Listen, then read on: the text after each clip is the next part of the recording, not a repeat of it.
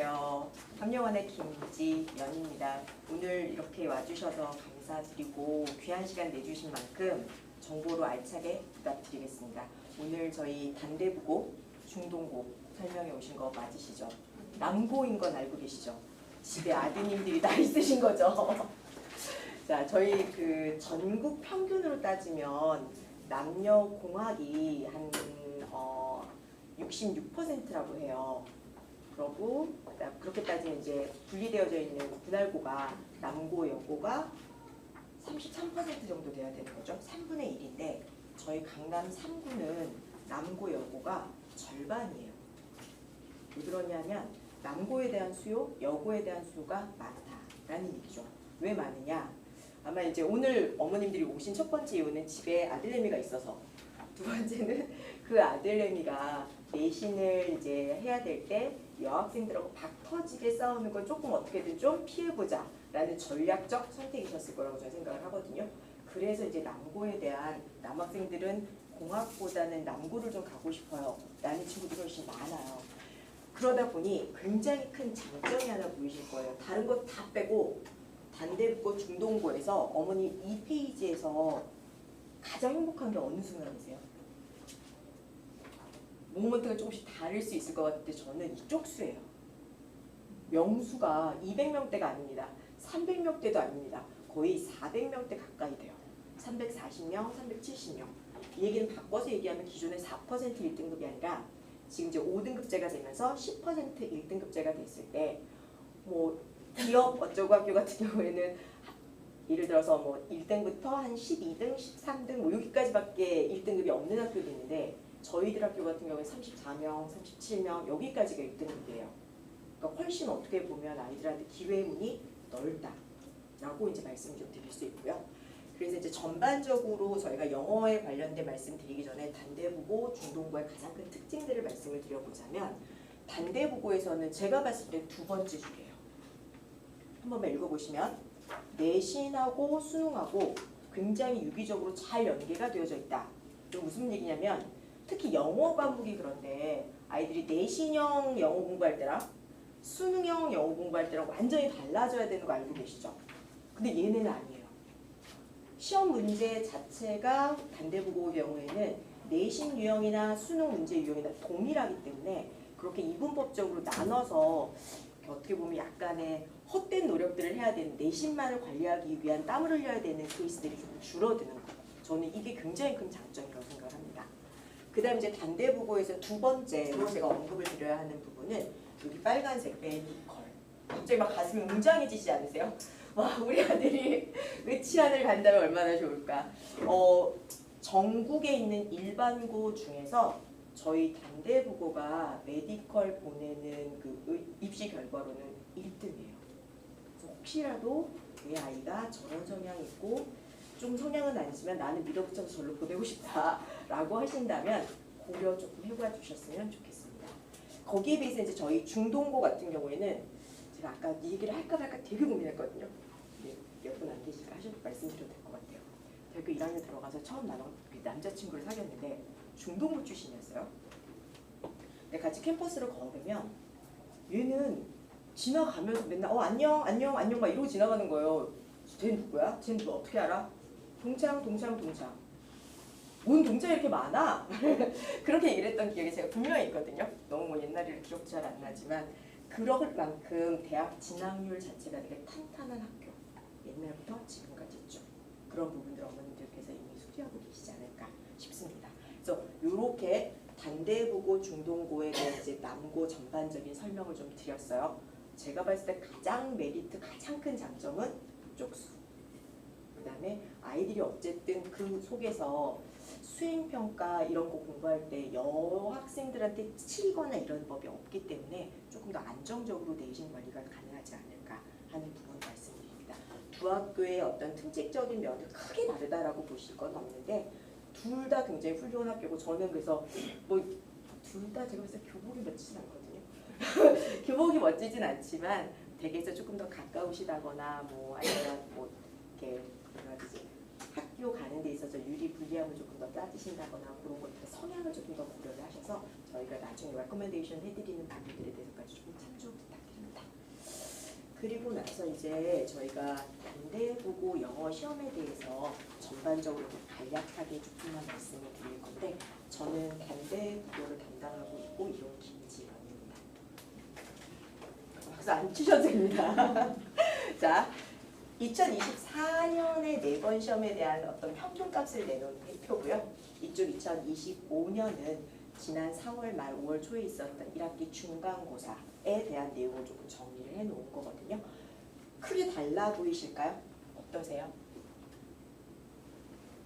개수 조금 차이 나는 거 이런 정도고 가장 크게 출제 범위, 시험 범위 자체가 하나, 둘, 셋으로 구성되어져 있다라는 거는 차이가 없죠.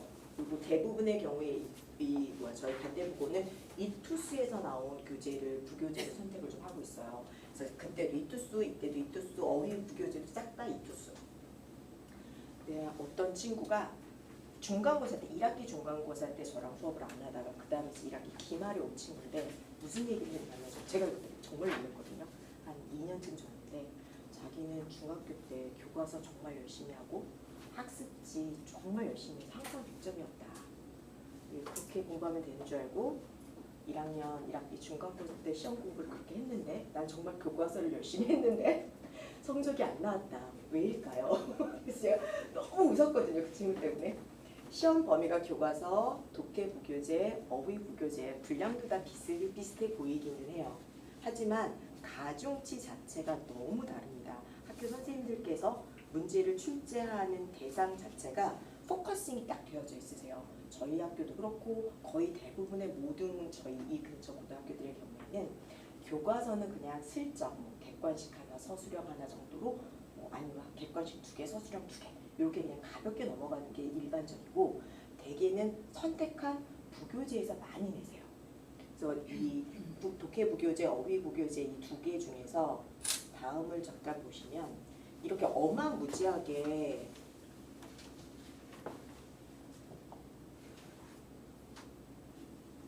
이만큼 69.3 이거 차지하고 있는 게 사실은 독해 부교재예요.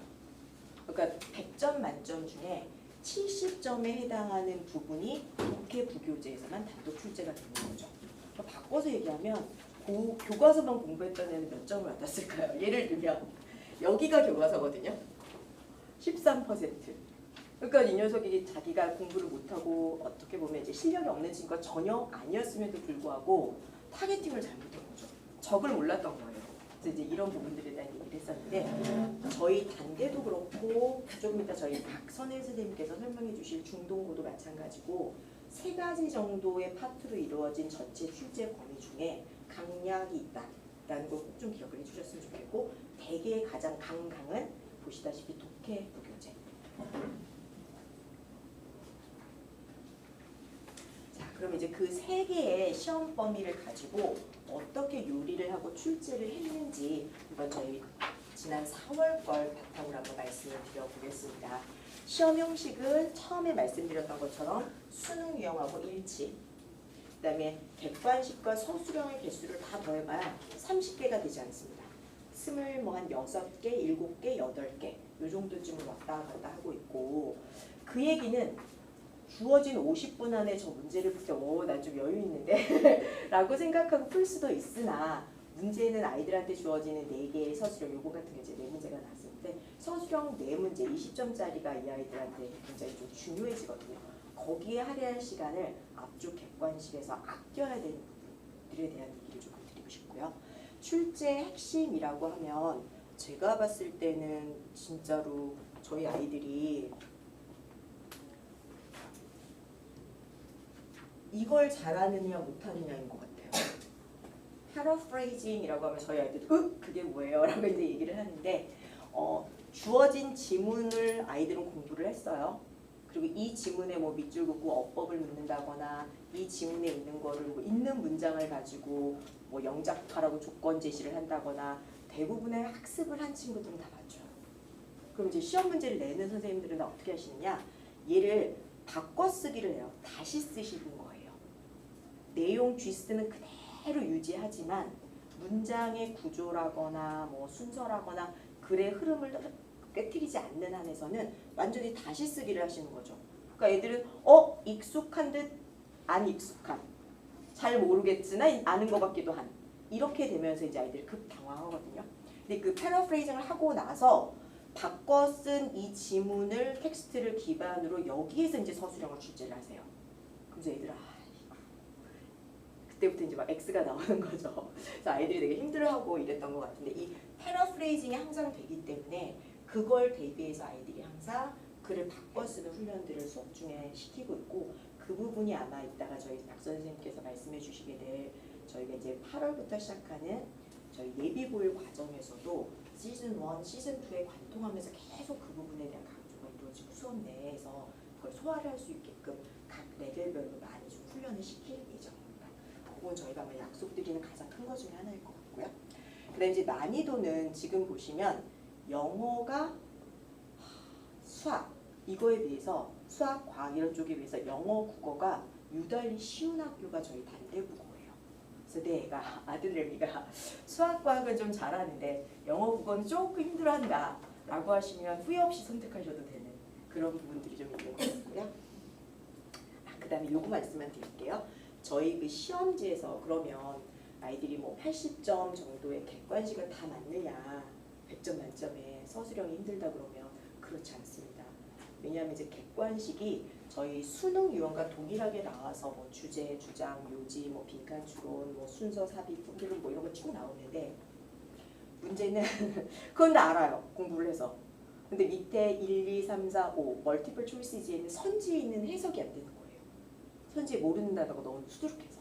그래서 항상 다른 건 모르겠지만 이 선지에 나오는 단어들을 확인하기 위해서 어휘학습은 꼭 해주셔야 돼요. 게다가 단대국은 아까 처음에 말씀드렸던 것처럼 시험 범위 자체에 아예 따로 개별적으로 어휘 부교재가 들어가 있죠. 그래서 그 어휘 부교재에서 문제들이 출제가 되고 거기 있던 단어들을 텍스트로 선지에 그 단어들을 출제하시기도 해요. 그래서 단어학습에 대한 약간의 꼼꼼함, 성실함 이런 게 좀 담보되어지면 공부하기가 훨씬 수월한 그런 것 같습니다. 단대국어 영어 시험이 이렇게 나온다라고 말씀을 드렸는데 약간 뜬구름 남는 말 얘기처럼 들리실 수 있을 것 같아서 가볍게 제가 몇 개 실제로 나왔던 예시들을 가지고 가볍게 먼저 말씀을 드려볼게요. 어휘, 당연히 어휘 부교재에서 나옵니다. 당연히 어휘 부교재에서 나오는데 기존에 뭐 4문제 나올 때도 있고 3문제 나올 때도 있고 직전에 3문제 나왔는데 이번 시험에 올해는 5문제. 이게 자꾸 어휘 쪽으로 방점을 찍고 계시는 것 같아요. 그래서 그 부분 확인해 주셨으면 좋겠고, 어휘 부교재 뭐 예를 들어서 표제어, 그 옆에 뭐 유반파, 뭐 그다음에 예문, 그다음에 그 예문에 대한 변형 이런 게 있을 때 거기까지 싹 다 학습이 되어야 5문제를 다 맞을 수 있어요. 물론 저희 요번에 이제 시험 본 친구 중에 거의 찍었는데 맞았다.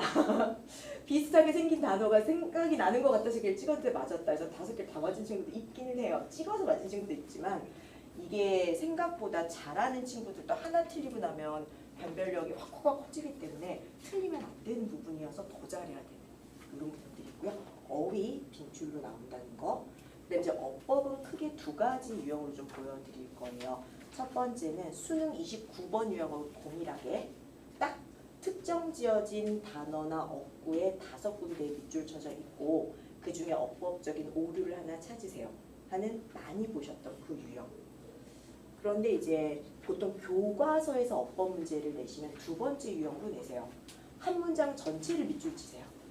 문장 전체를 막 길게 밑줄 쳐놓고 이 중에 틀린 게 있는 게 뭐게? 잘 골라봐? 이렇게 이제 물으세요. 그래서 아이들은 눈을 어디다 둬야 될지 모르죠. 이 문장 전체를 다 봐야 되나 막 이렇게 되는 거여서 이렇게 이제 나오는 어법 유형 이렇게 2가지 정도로 정리해 주실 수 있겠고요.